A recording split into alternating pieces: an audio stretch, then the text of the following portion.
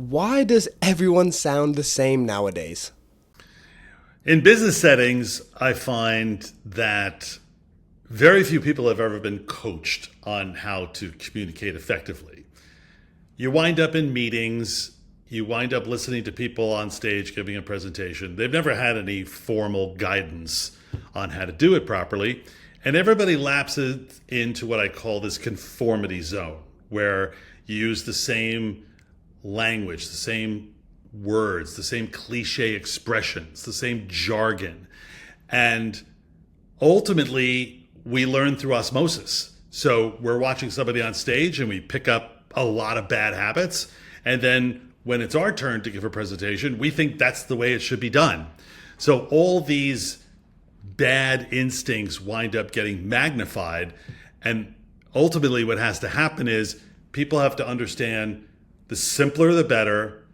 Exercise an economy of words, don't drone on, and try to say things that stick in people's memory. So if sounding like everyone else isn't the optimal way to communicate, what does our capacity to sound different allow us to actually achieve? Whenever the human ear detects something that sounds incredibly familiar, let's say you went to a meeting on Monday and somebody presented, and then the same exact language and framing and terminology was used, even if it's a little bit of a different subject on Wednesday, it feels almost redundant to the human ear. And, there's a great expression and a quote from Dr. Seuss who said, I'm going to paraphrase it, that if your goal is to fit in, you're not going to be able to stand out. And ultimately, standing out is what you want to achieve. And if you're falling into the same patterns, the same sound, the same speech patterns as everybody else, then the ear detects, I think I've heard this before, I'm going to half tune out. That has a detrimental effect on memory. So all these cliche expressions, well, it's part of our DNA, or we're guided by our North Star, or we're on a journey here. Oh, I mean, come on. I mean, this stuff has been said over and over and over again. We meet consumers wherever they are. These expressions wind up being so repeated, they're threadbare. And if you want to stand out, I'm not saying don't communicate those ideas, but don't lapse into the way everybody else has said them.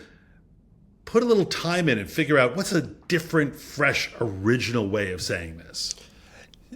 You said something earlier which I found really fascinating, is that our voices are very much impacted by the voices around us. We've picked up certain cliches, certain normalities from the voices that we have grown up with.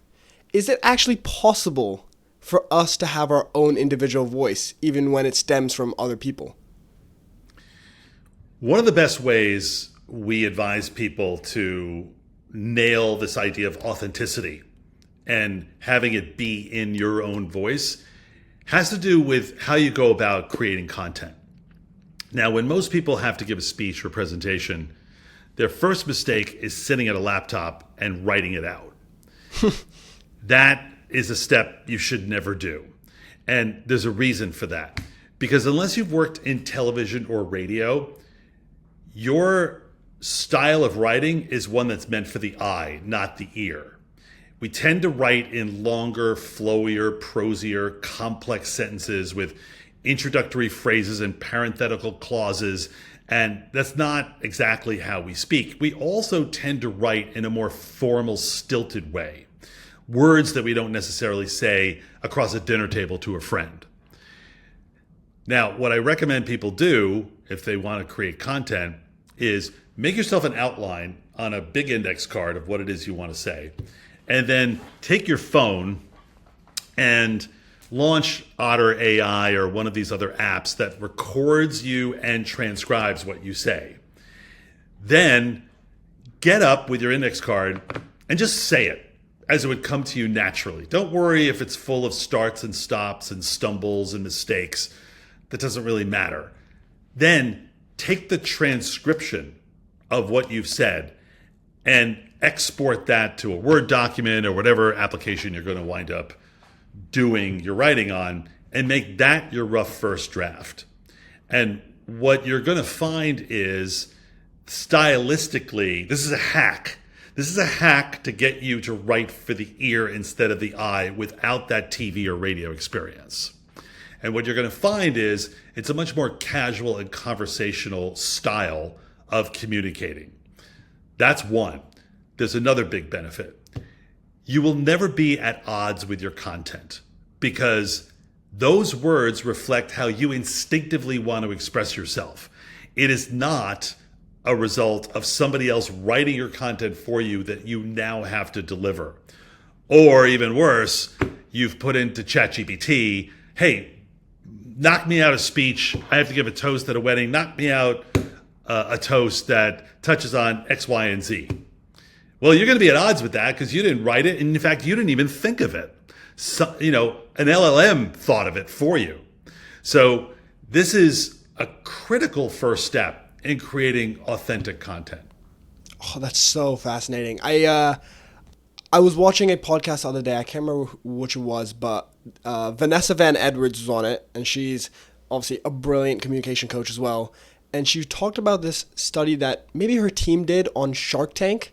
And I think this note of the casualness is very interesting because she dissected that the people that typically came with a script of statistics when the sharks asked all these questions, they came off as almost less intelligent to the sharks. But the people who obviously had them, they didn't, it's not like they made it up on the spot, had them, but they didn't come with a set script.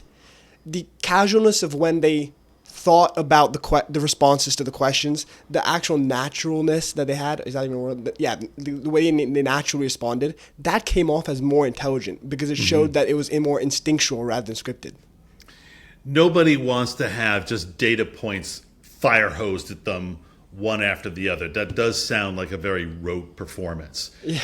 And one of the things that we talk about in Speak Memorably is the importance of not just providing selective and curated data, but having context behind that data. Just throwing out a number to people doesn't necessarily mean anything. Like, I was working with a utility company that's building all these it's a windmill farm off the coast of Martha's Vineyard. And they were talking about how it's going to generate 100,000 megawatts of power every 6 months or whatever the time frame was. I said, well, listen, unless I'm in the energy industry, I don't really know what that means. Is it good? Is it bad? Does it power my toothbrush for a week or what? And they said, well, it can probably light the city of Boston for a year. I said, okay, now that means something. Like, that is the parenthetical explainer you need to have on the tail end of the 100,000 megawatts of power. Yeah. Because now the number means something to somebody. What part of the communication is actually more important? The actual content that we're talking of, or how we deliver that content? Both. They're equal parts. And I have seen people who are very good at the performance element of it, but when the content is poor, it's like an actor in a movie. You probably have favorite actors, and they're given a crummy script to work with. Their performance suffers as a result. And you're thinking, wow, I really like this actor, and I see her in a lot of things. Why does she seem kind of bad in this movie? It's the content. But then I've also seen people with great content not land their big points because they're not using execution strategies that help your most important content stand out more. Let's start with one. Let's talk about delivery. What are typical delivery mistakes we all tend to make? Most people go way too fast, and most people are unaware of how fast they go. In my experience, people who are supremely confident and demonstrate a lot of maturity and executive presence, they are the ones who feel the license to take their time. They're the ones who have absolutely no apology around pausing even in the middle of a sentence. Barack Obama is a perfect example of that. He doesn't care if you're seeing him flip through the card catalog in his brain about what word he wants to use next. He's got such gravitas that you can wait till I pick just the perfect word. And in that way, he's seeming supremely thoughtful and very selective. Going too fast is one of them. And then having everything you say be in a very narrow range.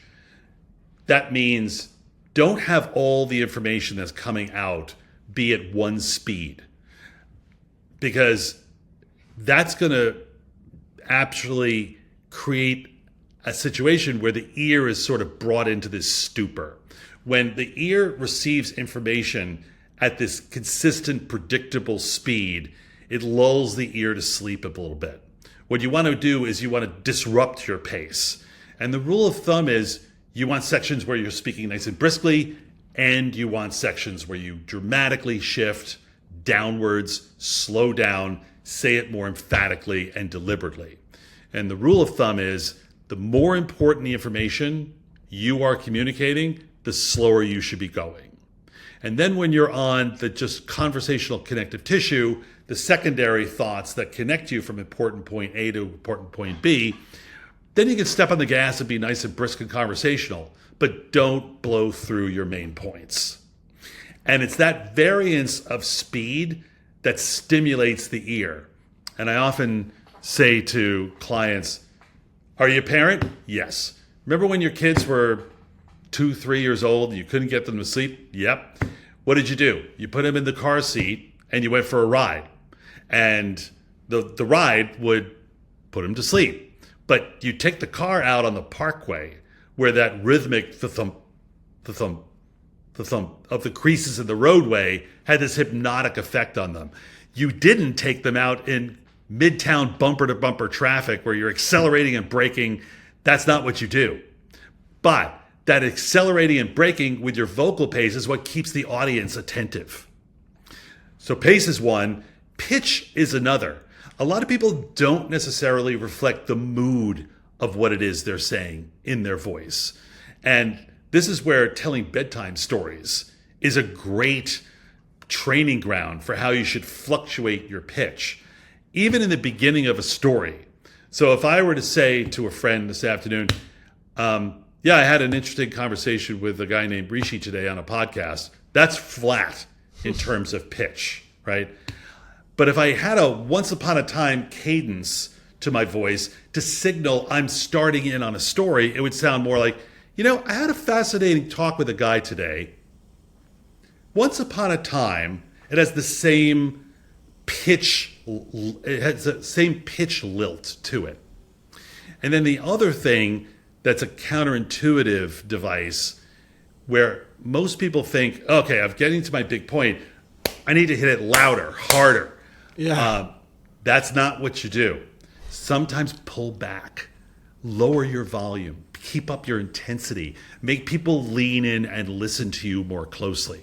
So those three devices, your pace, your pitch, and your projection, the 3 Ps, keeping those in a state of variance is crucial to keeping your audience's attention. And if you've got their attention and they're captivated, they're going to remember what you say. Yeah, I think a lot of the problems people typically have is that we look at phenomenal speakers and we go, can we actually be like them? Are these 3 principles something that actually can be taught and learned? Oh, absolutely. Yeah. I teach them every day. And people are astonished at the difference in how the information is conveyed when they make variance a critical strategy in their delivery.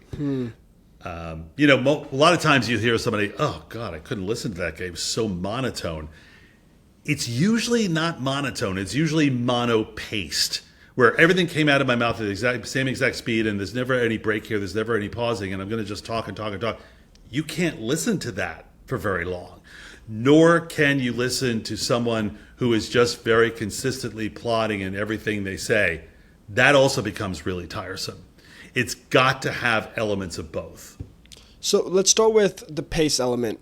How do we develop that? How do we learn that? What can we actually do and practice?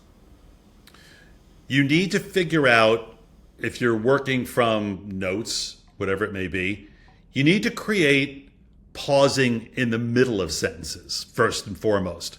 Figure out where you need to breathe. Where are the natural thematic openings and opportunities for you to actually put an ellipses, 3 little dots in the middle of a sentence that signals to you, this is a half beat pause, this is where you breathe. A lot of people say an entirely long sentence, and then when they get to the end of it, they're out of breath, and then before the next sentence, this big intake of air, and that's because they are not breathing in the middle of sentences. They just plow through it without stopping. So figuring out where the natural pauses, even in the middle of sentences, are. Like, I took a pause before the word even there, and it gave me an opportunity to take a quick breath. That really works. And it's important to, like you said before, get that script naturally in, and then you notice these pauses rather than incorporate these pauses before you even say the words. You have to figure out where the pauses go based on recording yourself and understanding also, where does the audience just need a beat here to chew and digest what I just said? Overwhelming them and fire hosing information at them doesn't help in terms of how much they're going to remember what you say. If you overwhelm your audience, they're going to give up. Same holds true for getting too detailed, too complex, too granular at the beginning of an answer, at the beginning of a presentation. It's better to start off big picture. What's the broad characterization I want to make here? And let me start off with that high level, high altitude thought. And then let me get incrementally a little bit more detailed as I go through. But starting off, getting down in the weeds, surefire way to lose your audience. Pitch. When do we know when to heighten up or lower down?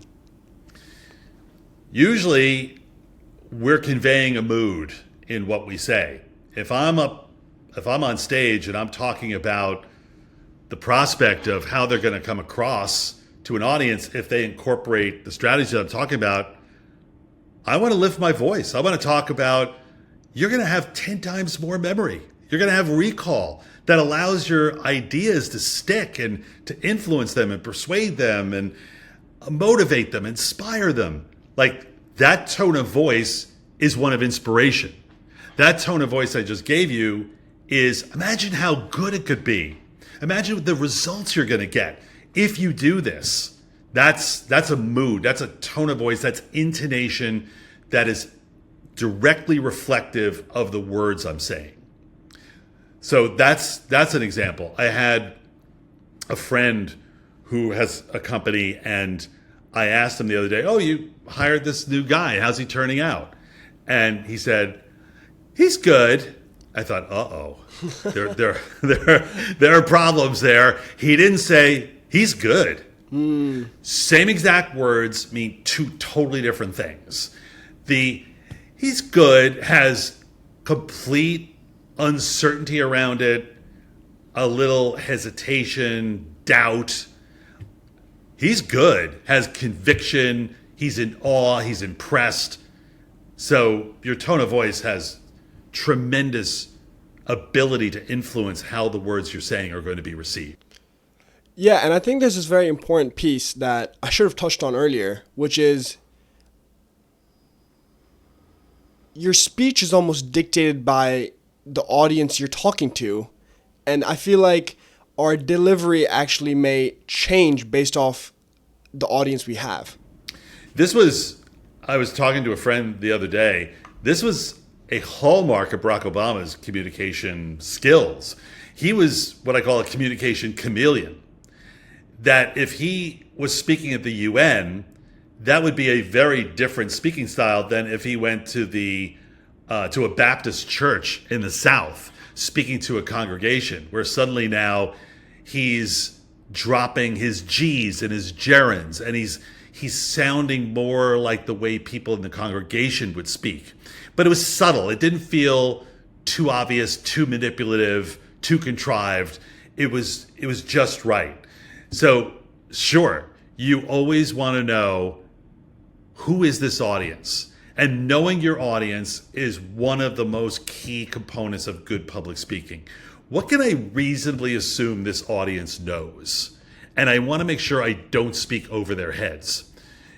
When I have to give a talk or a big keynote, one of the things I do all the time is I get to the event early. Let's say I'm going to be on stage at 9, but they invite everybody for breakfast at 8. I show up at 8 because I want to go around the room and have as many 90-second conversations with people as I can, just breaking the ice, letting them know who I am. Now suddenly, if I look out in the audience, they're not a stranger anymore. There's somebody I've actually connected with. But more importantly, I usually say to them, what would you like to learn today? Like if the communications genie popped out of the lantern and granted you one wish to be a better communicator, what would it be? And that allows me to take the pulse of the room.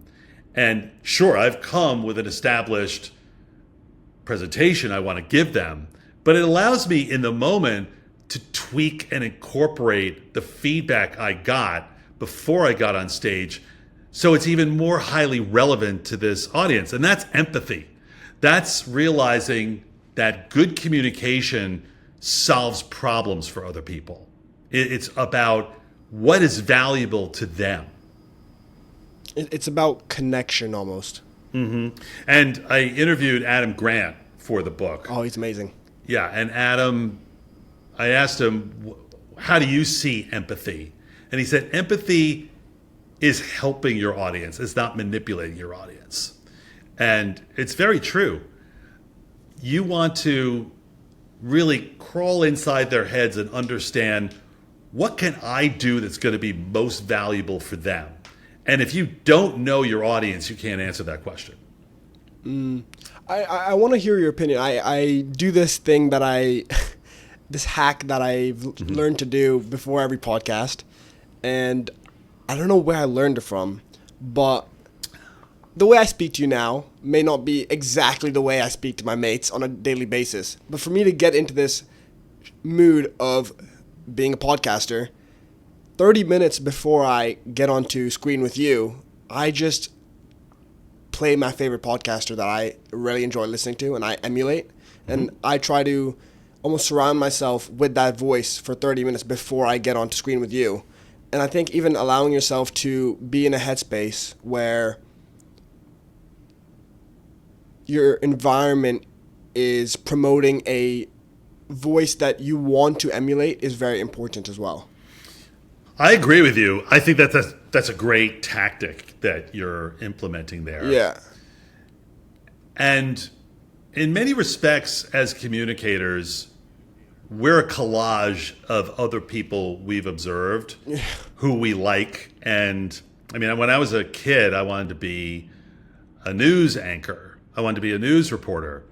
And I watched news incessantly growing up from the age of 10 onward. And so when I got to the stage of my life where I did that for a living, what I found was I was a little bit of a compilation of a lot of different people. So, hey, I really like the way Diane Sawyer interviews people. And so let me just not mimic, but borrow a couple of techniques that she does that make me pay attention to her. Or I like the way he reads a story. And this can really help you in your mindset in presenting and public speaking. We have to sit through a lot of other people's presentations, and sometimes in the work environment, that can be the bane of your existence. But you can make it interesting for yourself if you were to draw two columns on your tablet or a pad or whatever it may be. One is old and tired, and the other column is fresh and original. And whatever you hear the presenter do that feels like you've heard it a million times and is in that conformity zone, put it in the tired and old column. And don't ever do it yourself.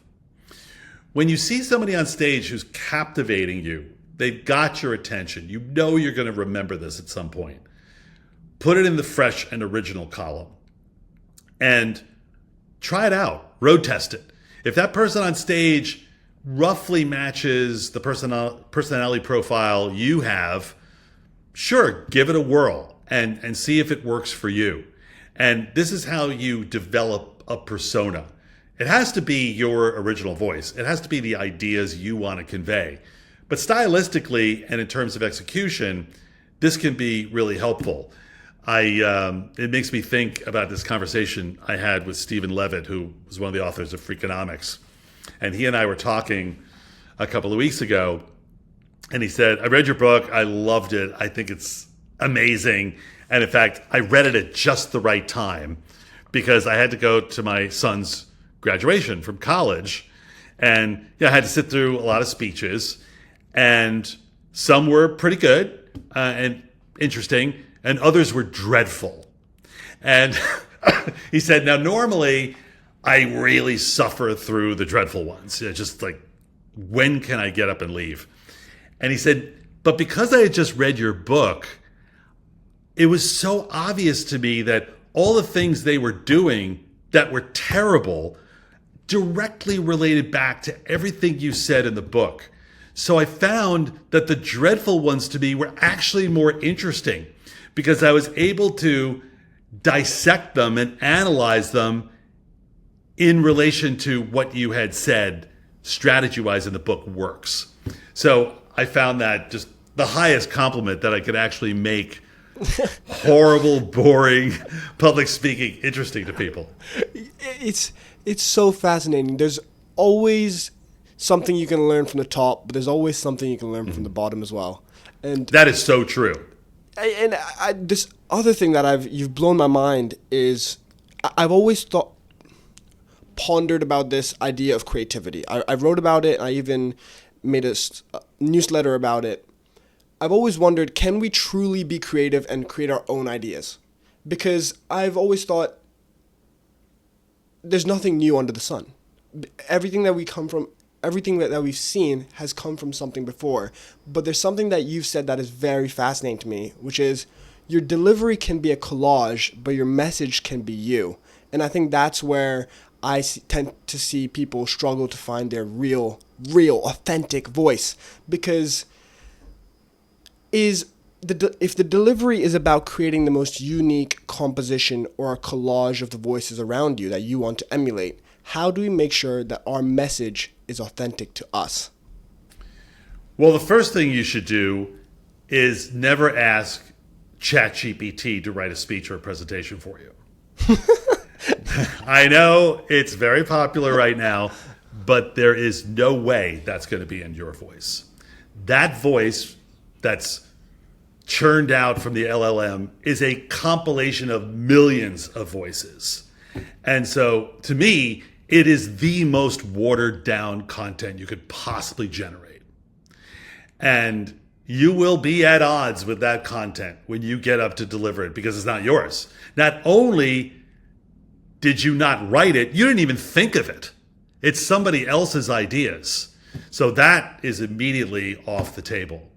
And I find that what's really effective, and I teach this to the clients I work with every day, whatever you take notes in, doesn't matter whether it's your phone, whether it's a moleskin you carry around, and something happens in real life. You have a conversation with somebody and he or she says something that's really interesting, or you experience something, you observe something on the street that speaks to a broader idea or some trend that's clear to you. Write it down. If you don't write it down, you're probably going to forget it. And when you write down that content, that is unique to you. And I find that moleskin, that file on your phone becomes a treasure trove of content that you can wind up implementing in answers in a Q&A, whether you're interviewing for a job coming up or you're interviewing for graduate school. That material makes you sound unique and different. Yeah, because maybe our delivery might be a collage, but the only thing that we truly, truly have to ourselves is our perspective. Exactly. And sometimes I advise clients who are thinking, I have no idea how to start this presentation. And what I usually tell them is, well, let's think of something that metaphorically represents the idea that you want to convey. And it doesn't matter if it's way outside your industry. If you're in the automobile industry, it doesn't have to be a story about that industry. It could be a story about, a food company. But the story about the food company has a metaphorical connection to what it is you're going to go on and talk about. And so that analogy and metaphor device, which is one of the memorable strategies that we lay out in the book, is just really interesting for people. Years ago, I was coaching a group of people from a hedge fund, and they were going to do a panel discussion on Brexit. And a lot of the people on stage were talking in just the most mind-numbingly boring trade, economic concepts. And this one guy who I had worked with, he got up and he said, well, listen, let's face it. Before the last prime minister in the UK left office, she was the chess player who only had the king left. And she was just moving it around one space at a time till she got checkmated. I don't remember anybody else who was on that panel that day. I don't remember what anybody else on that panel said that day, but I still remember that guy. It was an interesting, different lens through which he was comparing her political turmoil into something I could understand. Just about everybody's played chess. They know the futility of moving that king around one space at a time. It's just death is inevitable. And so not only did the point resonate deeper with me, but he also gave me a little 10-second mental refresh where now I was able to visualize this chessboard, and it gave me like a little vacation from the monotony and the density of talking about Brexit. So after the analogy was over, I almost felt like, okay, I'm ready to hear more about Brexit. And so you can transport your audience to a totally different reality by comparing what it is you're talking about to something else that it has very strong parallels to.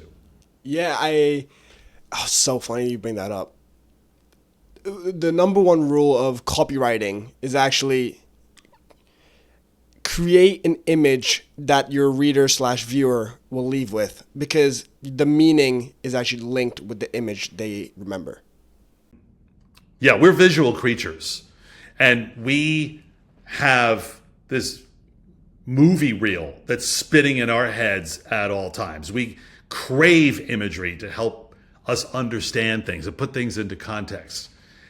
So if you get up there and you speak strictly in an abstract theoretical way, people don't have any film to put through that reel. And then what happens is they'll make their own images. That's what'll spin through the reel. That's called daydreaming. That's where I create imagery in my mind to stimulate me, because whoever's speaking to me isn't doing the job. There are two styles in which to communicate. There's abstract and theoretical, and then there's specific, visual, and anecdotal.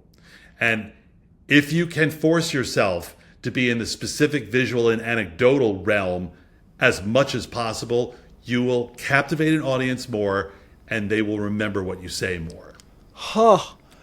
Do you think that's why when we hear a horrible speech, we get so drained, because it almost feels like we're doing the work? That's probably a really good way to look at it. Yes, it's heavy lifting, because you're also not being swept along by this current of understanding. You are having to stop every 3 words and parse it and dissect it and try to understand what the meaning was. And then you've taken this mental time to do that. And, oh my God, I got to play catch up because he's now 7 words down the road. It's this constant frenetic game of catch up because I had to stop and figure out what he meant by that in the last sentence. And it becomes not only exhausting, but frustrating. Yeah, that's so good. Bill, so if I were to leave this podcast right now and I go for a week and I go, I'm going to give myself 1 hour per day to work on my communication, what do you recommend I do? I would try, if you can, to work on building the muscle within you to come up with some of these magnificent 7 devices that I talk about in the book. They're devices that people at first might think, oh yeah, my brain doesn't work that way. But you can. You can make your brain, you can teach your brain to work that way.